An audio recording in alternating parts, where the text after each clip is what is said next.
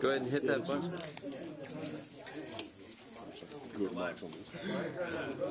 I'm here with my friend Jos, who is the impressioning Meister yet again. 2 times over? 3 times over? No, 2 times. 2 times over? Very good. He got the trophy and the watch and everything. I, however, failed to open today during the competition. Jos gave me a little bit of training earlier, but I want to see more.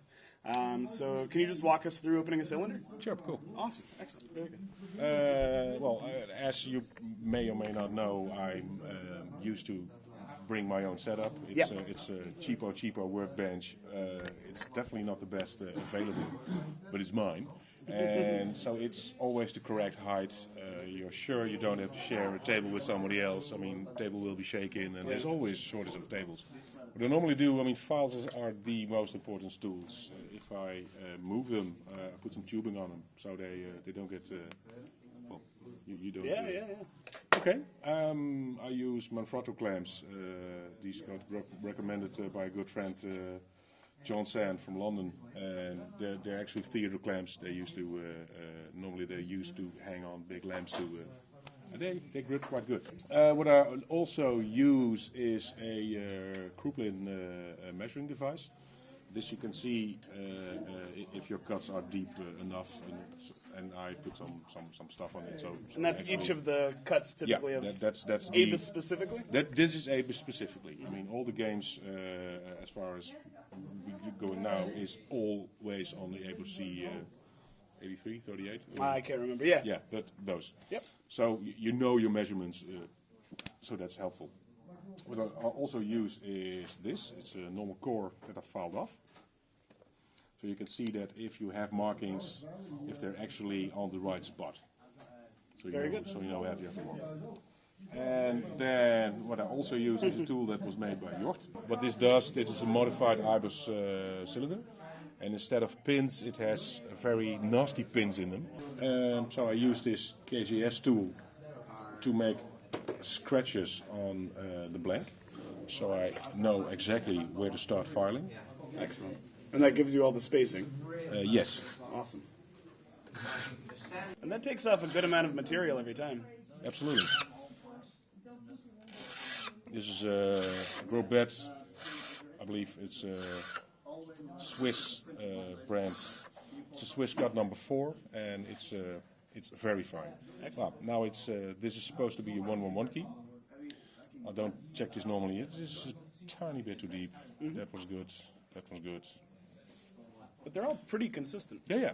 But consistency is key in this type of sport. I mean, your jiggle movements shouldn't vary that much. I mean, it should all be the same. Except when you don't get marks, because then you do have to alter because it's not showing anything. But the good thing about being that consistent is if I now see a mark, I know I did this. So if I keep on altering my movements, then it'll may turn up with marks that you're not used to. Mm-hmm. So then you go like, is this a real mark? Should I ignore this or not? So always try to do it exactly the same. Will get you the most consistent results.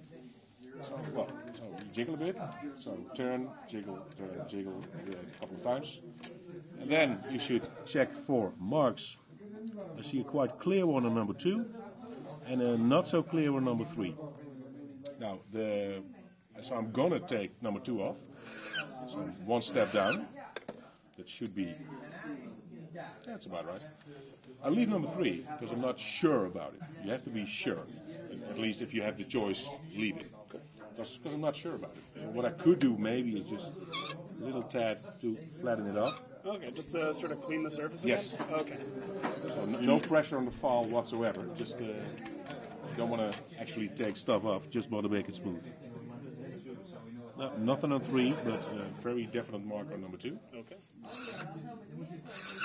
And as you get a pin to the right height, do you start seeing marks elsewhere? If you're not seeing marks already, is that something that you ever worry about? Well, if you don't see nothing at all, you can't just start filing. I mean, so then you alter your movements or maybe a bit more pressure. I didn't see nothing really now, so I'm altering my movements. Oh yeah, that's a lot different. It's a lot different. Yeah, you see people with grips with foamy stuff on it, but I tried it once. I don't like it because that'll challenge you to actually use force. So you go like, and then it's quite hard to not break the key. So if I do this, you see that you know that I'm in trouble. Yeah. And now I get a mark. I get tons of marks. I got one on 1, on 2, on 3, and on 4. Wow. And a possible on 5. So I'm taking 2, a step down, and I'm gonna just clean up on 5. Okay, just cleaning off the possible marks here, Yeah. sure. Great. And again, I get a biggie on 2 and a biggie on 4. Excellent. So I'm taking one down a notch. While in training, you should check if your height is consistent. Okay. But well, during the game, Yeah. if any luck, you don't have time for that. Biggie on 2, possible on 1, definitely on 5. So take 2 off, clean 1.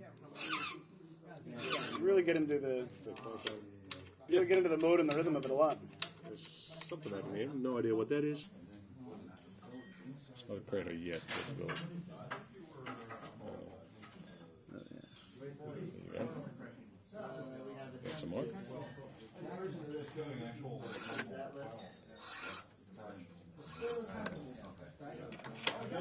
Yes. Oh, oh, there it is. Sounds like. So what do we have? We have a working key. Oh. This is running kind of smoothly. Yeah, that's actually. Let's see if this. Oh, good test. Yes. Just working a little harder. And this works.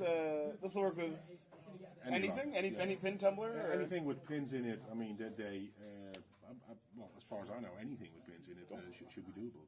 Excellent. I mean, the competitions are all on the same lock, Yeah. and it's quite a good lock. But of course, now we know the spacings and the depth. So normally it's maybe a bit more searching what the exact thing should be. But yeah, I mean, you can download